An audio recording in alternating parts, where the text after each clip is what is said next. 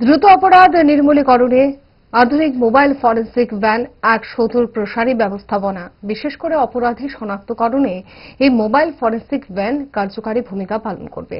তাই দ্রুততার সহিত অপরাধীকে চিহ্নিত করার জন্য শুক্রবার মুখ্যমন্ত্রীর হাত ধরে 5টি ফরেনসিক ভ্যানের পথ চলা শুরু হয়।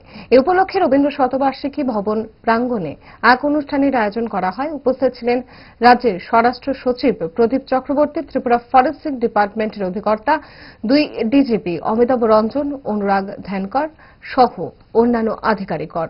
বর্তমানে রাজ্যের 8টি জেলাতে মোবাইল ফরেনসিক ভ্যান অপরাধ রোধে কাজ করবে। অনুষ্ঠানে বক্তব্য রাখতে গিয়ে মুখ্যমন্ত্রী doctor Manik Saha mobile forensic ভ্যানের গুরুত্ব তুলে ধরেন। এই দেশে এবং পৃথিবীতে উন্নতি আছে, সেটাকে আমাদের কেননা প্রতিটা রাজ্যেও তার সুবিধা বাড়ানো হোক। তো সেই কারণেই এনএইচএফ থেকে খুব নজরদারি করেছে। এই ভ্যানগুলো যখনই কোনো জায়গায় ক্রাইম হয়, সেখানে যে ফিজিক্যাল যে এভিডেন্স, সেই ফিজিক্যাল এভিডেন্স বা অনেক এভিডেন্স সেইগুলো নিয়ে আসতে হয়। তো সেন্টারে নিয়ে আসতে গেলে অনেক দেরি হয় এবং এর মধ্যে অনেকগুলো এভিডেন্স কিন্তু লুপ্ত হওয়ার চান্স থাকে। তো এই ভ্যানের মধ্যে অত্যাধুনিক ভ্যান, এটার মধ্যে সবকিছু প্রিজার্ভেশন, রেস্টোরেশন রাখার সুবিধা আছে। তো ক্রাইম সিনের যা যা দরকার সেইগুলো এই ভ্যান যখনই পৌঁছবে খবর পেয়ে, সেখানে পুলিশ তো যাবেই, কিন্তু সাথে সাথে এই ভ্যানগুলো পৌঁছে যাবে।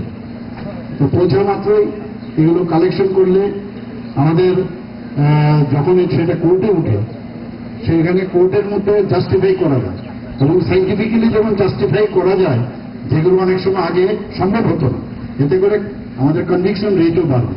ইচ্ছে করে ডায়েটটা ভুলে রোলটা ফুচকাটা খেতে, কিন্তু মনে রাখতে হবে 5 দশক ধরে গ্যাস, অম্বল ও পেটের সমস্যার একমাত্র সমাধান গ্যাস নল।